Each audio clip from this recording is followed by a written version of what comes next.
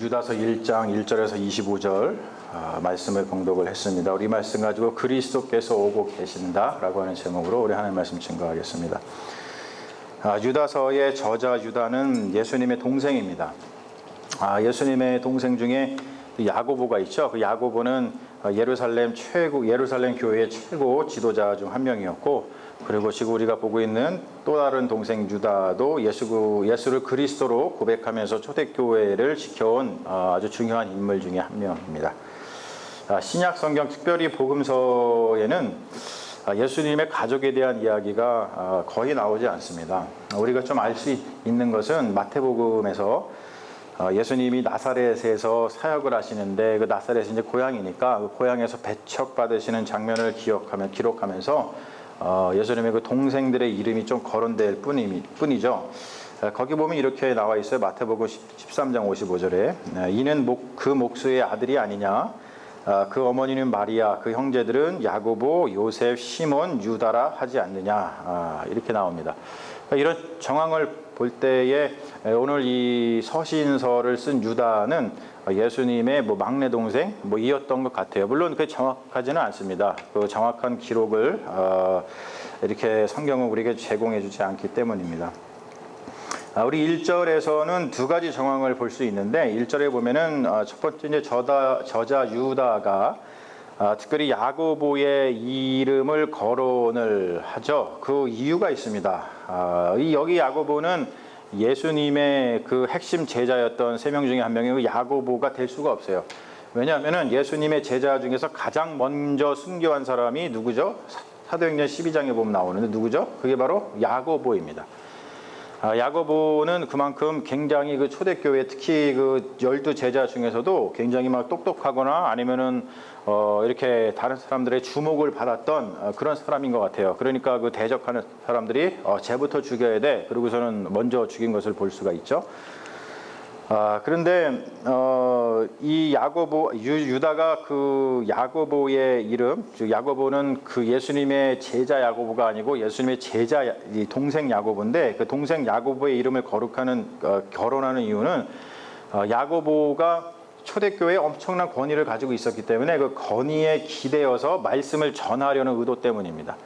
그러니까 그렇죠. 초대교회 성도들이 야고보의 권위를 인정하고 있었어요. 그래서 야고보에 기대어서 뭔가 말씀을 전하면 초대교회 성도들이 그래, 야고보의 이름이 거론되니까 우리가 이 권하는 이 말씀을 좀 눈여겨서 그리고 진중하게 들어야겠구나, 그런 생각을 당연히 한다는 것이죠. 그리고 두 번째 중요한 건 뭐냐면은 이렇게 인사를 전하면서 이렇게 말하고 있죠. 이게 굉장히 중요한 건데요. 1절에 보면 이렇게 얘기합니다. 예수 그리스도를 위하여 지키심을 받은 자들에게 편지하노라, 이렇게 얘기합니다. 이것을 직역을 하면은 예수 그리스도를 위하여 지키심을 받은 자들이라는 것이 무슨 뜻이냐면 그리스도의 소유로 보존된 사람들이라고 하는 뜻이에요. 이게 뭐냐면 초대교회 성도들은 무슨 생각을 가지고 있었냐면, 한번 그리스도께 속한 자들은 계속 주님에 의해서 거룩함이 보증된다라는 생각을 가지고 있었어요. 자, 우리 한국 사람들도 매우 잘하는 말입니다. 한 번 해병은 영원한 해병이라는 말이 있죠. 그 말씀을 좀 생각해 보시면 돼요. 이러한 생각은 기독교 역사에서 계속해서 논쟁이 되었어요. 그러니까 다른 말로 표현해서 이게 뭐냐면, 예수에 대한 신앙을 통해서 우리가 예수에 대한 신앙을 고백하잖아요. 그러면은 그 고백을 통해서 우리가 믿음을 통해서 구원을 받습니다. 그 구원을 받으면은 그 이후에 어떠한 죄를 지어도 그 구원이 보장을 받느냐, 아니면은 그 구원이 취소가 되느냐, 우리도 굉장히 궁금한 거죠. 여러분 예수님 믿으시죠? 할렐루야. 그래서 여러분 구원 받았다고 믿으시죠? 할렐루야. 왜 아멘을 안 하셔? 아멘을 크게 해야지. 별로 구원의 확신이 없으신가? 이거 어떻게 된 거야 이게? 여러분 구원의 확신이 있으시죠? 자, 그런데 문제는 뭐냐면, 내가 믿음으로 예수님을 믿어서 구원 받는데 살다 보면은 내가 죄를 지을 수도 있고 이렇게 좀 믿음이 또 이렇게 그냥 떨떠름해질 수도 있고, 그런데 그러면 그때 받은 구원은 취소되는 거냐, 아니면 그냥 한번 구원 받았으니까 영원히 그냥 끝까지 가는 거냐, 우리가 굉장히 궁금하잖아요. 그렇죠? 이러한 생각들을 가지고 있었습니다. 유다가 이렇게 야고보의 권위에 기대어서 교회를 위하여 편지를 쓰는 이유는 오늘 보면은 성도에게 단번에 주신 그 믿음의 도를 위하여 힘써 싸우라 라고 하는 권면을 주기 위해서다, 이렇게 이야기를 하죠. 이렇게 이제 권면하는 근본적인 이유가 뭐냐면 초대교회가 직면한 문제가 있었습니다. 그게 뭐냐면은 가만히 들어온 사람 몇 때문에 그랬어요. 여러분, 표현이 되게 재밌죠. 가만히 들어온 몇 사람. 여러분, 이 사람들이 가만히 왜 들어왔을까요? 그냥 떳떳하게 들어오지 왜 가만히 들어와요? 그렇죠? 가만히 들어왔어요. 이렇게 표현하는 이유는 뭐냐면 그들이 지금 가만히 들어온 이들이 교회에 들어와가지고 조금씩 성도들에게 다가갔어요. 그래서 인식하지도 못하는 사이에 교회 공동체의 일원으로 받아들여졌기 때문입니다. 오늘 말씀에서도 이제 나오지만 이렇게 들어와서 어떤 일이 벌어지냐면 그들이 자연스럽게 애찬 사랑의 만찬이죠. 우리가 정말로 원수 같은 사람하고는 뭐 안 먹는다 그래요? 밥도 먹기 싫잖아요. 그렇죠? 밥도 먹기 싫어요. 그런데 애찬이라고 하는 것은 너무나도 우리가 사랑하니까 그 사랑의 마음을 가지고 예수 그리스도 안에서 우리가 식사하고 공동 식사하고 그러면서 서로를 챙겨주고 서로를 그렇게 밀어주고 끌어주고 했던 그런 식사입니다. 그런데 그러한 식사에도 참여하게 되었다는 거예요. 이 말은 뭐냐면 이제 가만히 들어온 이들이 신뢰를 얻어서 그의 말과 행동에 뭐가 생겼다? 영향력이 생겼다는 겁니다. 영향력이 생긴 그들이 어느 순간 잘못된 가르침을 교회 공동체에 퍼뜨리기 시작한 거예요. 자, 가만히 들어온 이들의 잘못된 생각은 교회 공동체에 심각한 영향을 미쳤는데 제가 위에서 이야기한 구원의 보장과 관련된 것입니다. 여러분 잘 들으세요. 이것은 우리가 신앙생활을 하면서도 빠질 수 있는 오류 중에 하나입니다. 우리는 그리스도를 믿는 믿음 안에서 그 믿음으로 인해서 단번에 구원을 받았습니다. 믿으시죠? 할렐루야. 그렇다면 우리가 구원받은 백성으로서 그 믿음 안에서 구원받은 백성으로서 어떻게 살아가야 합니까? 당연히 물론 성숙한 그리스도인이라면 그 믿음 안에서 그리스도께서 지금 나와 함께 한다는 것을 확신하면서 누가 있든지 누가 없든지 상관없이 성실하게 믿음에 합당한 삶, 그러한 기독교 윤리를 가지고 살아갈 것입니다. 그런데 오늘 말씀을 보면 가만히 들어온 이들이 어느 순간부터 교회 공동체를 무너뜨리기 시작했는데 그들의 논리가 매우 신앙적인 것 같으면서도 보면은 굉장히 방탕했다는 거예요. 자, 그들은요, 한 번 해명은 영원한 해명 막 이렇게 외치듯이 한 번 구원받은 사람은 영원히 구원받는 거야. 여기까지는 우리가 아멘 할 수 있죠. 그렇게 이야기하면서 어떠한 삶을 살았냐면 방탕한 삶을 살아도 괜찮은 양 교회 공동체를 흔들어댔다는 거예요. 이렇게 믿음의 도를 엉뚱하게 해석하고 그 믿음의 도를 가지고 교회 공동체를 어지럽히는 무리를 일컬어서 유다는 꿈꾸는 사람들이라고 이야기를 합니다. 왜 꿈꾸냐면 꿈속에 있어요. 와, 그런 것 때문에 심판받은 이야기를 성경에서 전해주고 있는데도 불구하고 그냥 꿈꾸듯이 살아갔다는 거예요. 그리고 특별히 오늘 말씀 보면은 그들을 일컬어서 본능에 충실한 이성 없는 짐승이다 이렇게 얘기를 해요. 굉장히 강력한 표현입니다. 유다는 그들을 구약에 등장하는 몇 명의 인물에 빗대어서 그들의 모습을 폭로를 하고 있어요. 오늘 말씀도 11절에 보면 이렇게 얘기하죠. 화 있을진저 이 사람들이요 가인의 길을 행하였으며 싹을 위하여 발람의 어그러진 길로 몰려갔으며 고라의 폐역을 따라 멸망을 받았더라. 지금 몇 명이 나와요? Are you with me? 네. 더우세요? 네. 안 더우시죠? 정말 더우신 분은 저기 시원한 데로 옮기실 기회를 드리겠습니다. 네. 그죠? 자, 여러분 몇 명이 지금 나와요? 3명. 가인, 발람, 그 다음에 누구요? 저를 보지 마시고 성경을 보시고 찾으셔도 됩니다. 가인, 발람, 그리고 고라. 아주 구약에 등장하는 악당들의 대표 대명사죠. 유대교 전통에서 가인은 불경의 선조, 궤변을 사용하는 악행의 대명사로 묘사되고 있습니다. 가인에게 붙는 꼬리표가 있어요. 그게 뭐죠? 최초의 살인자. 그리고 또 이 궤변을 늘어놓는데 뭐라고 궤변을 늘어놓냐면 자기가 지금 자기 동생 아벨을 죽였어. 그래서 하나님이 가인아 네 동생이 어디에 있느냐 그랬으면 뭐라고 대답해야 돼요? 죄송합니다 해야 되는데 그냥 당당하게 내가 내 동생을 지키는 자이니까 이러면서 시치미를 뚝 떼는 거예요. 궤변을 늘어놨다는 것이죠. 또 한 가지는 발람은 누구냐면은 출애굽해가지고 이스라엘 백성이 가나안 땅으로 들어가기 위해서 모압 땅을 지날 때에 모압의 왕이었던 발락 왕의 뇌물을 받고서 이스라엘 백성들을 저주하려 했던 그러한 선지자입니다. 그리고 또 발락을 가르쳐가지고 무슨 일을 했냐면 이스라엘 백성들로 하여금 우상의 제물을 먹게 하고 행음을 하게 만들었어요. 그래서 그들을 하나님의 심판을 받게 만들었습니다. 그리고 고라는 너무나 유명하죠. 다단 아비람과 함께 당을 짓고서 모세와 아론을 대적한 그런 인물이에요.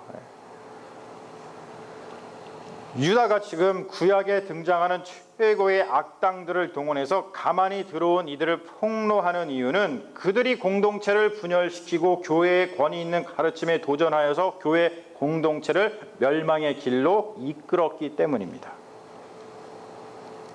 여러분 보세요. 유다는 가만히 들어온 자들의 정체를 적나라하게 폭로하고 있는데 16절의 말씀에 뭐라고 이야기를 하냐면 이 사람들은 원망하는 자며 불만을 토하는 자며 그 정욕대로 행하는 자라. 그 입으로는 자랑하는 말을 하며 이익을 위하여 아첨하느니라.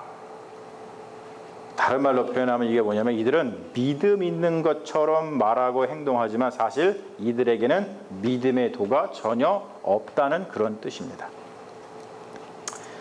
자, 여기까지는 우리가 성경에 나와 있으니까 다 여러분 이해하시고 무슨 말인지 아실 거예요. 그런데 여러분 이게 중요합니다. 이들이 왜 이렇게 되었을까요? 왜 이들이 이렇게 갑자기 예수를 믿다가 갑자기 멸망의 그러니까 믿음의 도를 벗어나서 교회 공동체를 멸망의 길로 이끄는 사람들이 되었을까요? 이게 중요합니다. 이것은 초대교회가 직면했던 문제에서 비롯된 것입니다. 여러분 질문 한번 하죠. 초대교회가 직면한 최대의 문제가 무엇이었죠? 무엇이었어요? 크게 말씀해 주세요. 그러니까 우리가 지금 이렇게 신앙생활을 하면서도 문제가 뭔지를 모르고 살아가면은 이런 일이 또 벌어질 수 있다는 거예요. 여러분 기억하십시오. 초대교회가 직면한 최대의 문제는 뭐냐면 예수 그리스도의 재림 지연이었습니다. 예수님이 그랬거든요. 금방 올게. 그런데 안 오시는 거예요.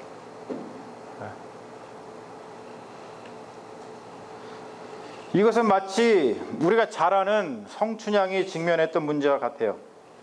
성춘향과 이몽룡이 사랑을 키워가던 중에 남원 부사였던 몽룡의 아버지가 동부승지로 임명이 되면서 몽룡도 한양으로 떠나게 되죠.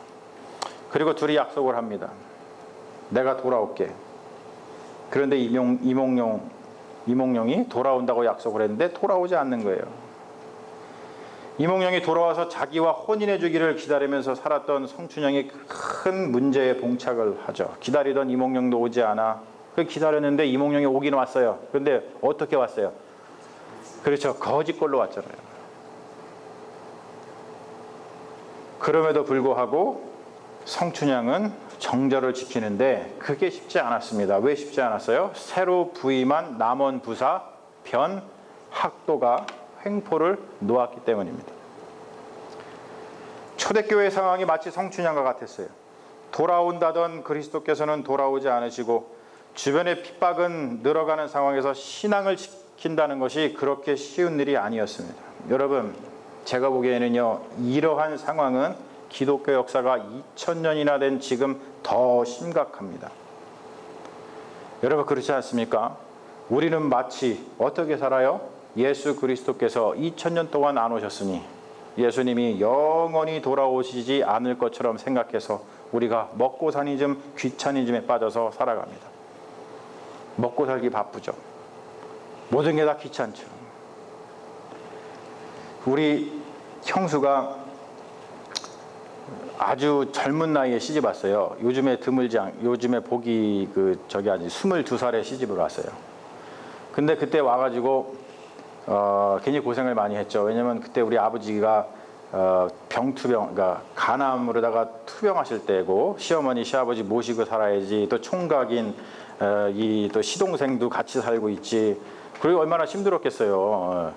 그래 또 아기도 가졌지. 그러니까 힘들어요. 그러니까 우리 형수가 하나 피곤해하면서 아우 졸려 피곤해 맨날 이랬단 말이에요. 그러니까 우리 아버지가 형수를 갖다가 위로해 주려고, 저희 아버지가 굉장히 그 유머가 뛰어나신 분이었거든요. 근데 우리 두 아들이 아버지의 유머를 좀 담다가 말았어.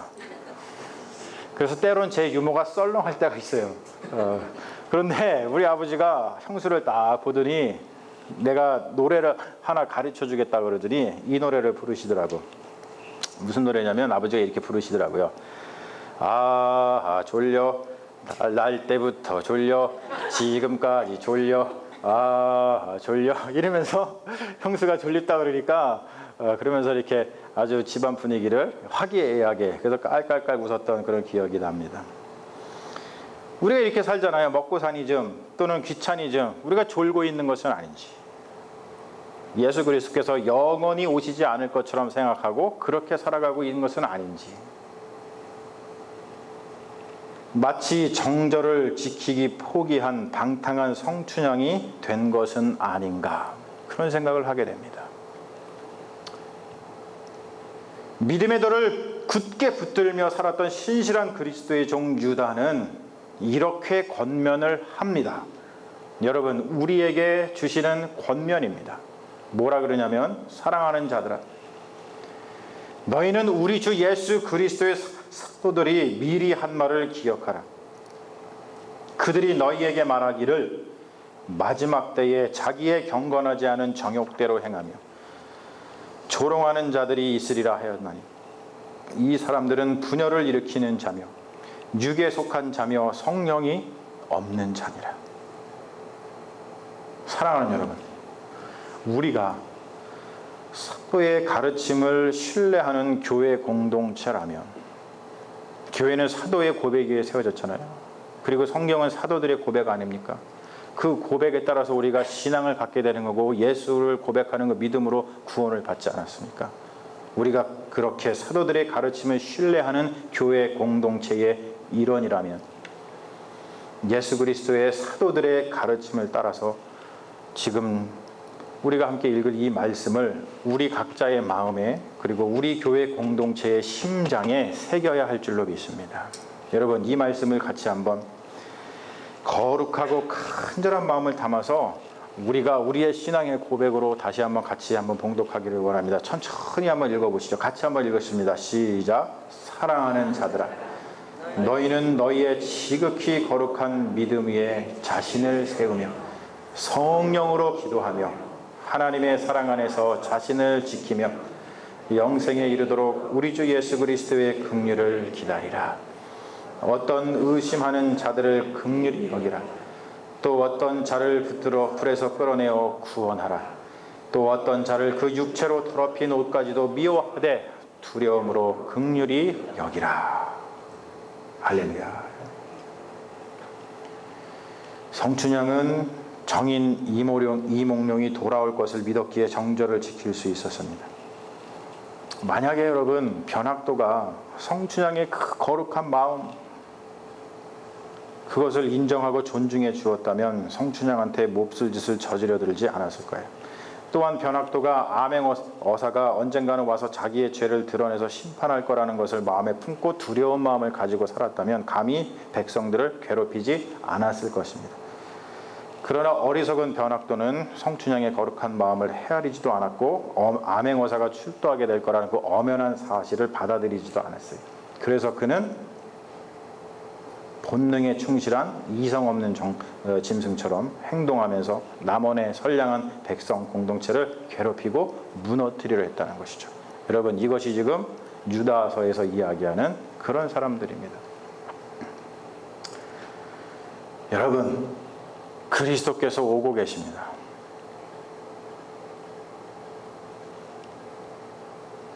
제가 생각하기에는요, 이 사실을 믿는 사람들, 그리스도께서 오고 계신다는 것을 믿는 사람들은 그리스도께서 오고 계신다는 그 고백을 넘어서서 이미 그리스도께서 우리 안에 와 계신다고 고백하고 알고 살아갑니다.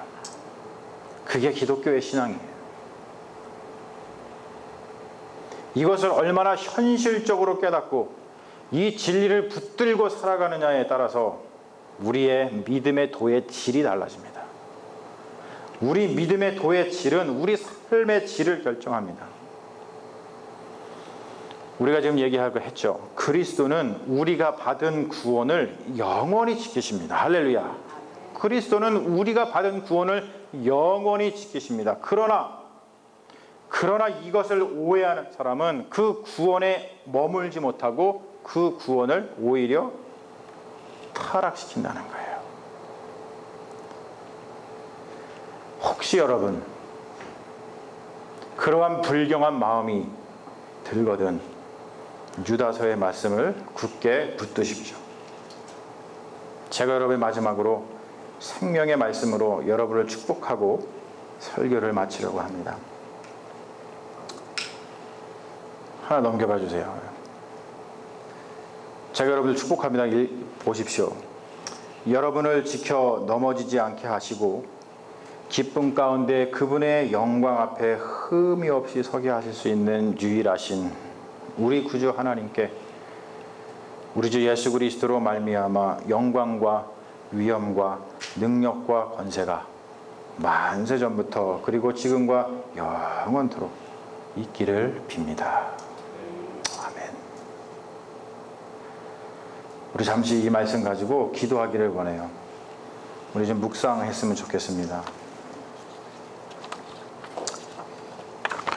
오늘 말씀을 좀 마음속에 우리의 심장에 우리 교회 공동체의 심장에 새겼으면 좋겠습니다. 여러분, 예수 그리스도께서는 오고 계셔요. 이것을 얼마나 우리가 현실적으로 받아들이냐에 따라서 우리의 믿음의 도의 질이 달라지고 삶의 질이 달라집니다. 여러분 꼭 기억하십시오. 오늘 말씀을 마음속에 새기면서 주님 이 말씀을 붙들고서 살아가게 하여 주시옵소서. 우리 결단하는 시간 가졌으면 좋겠습니다.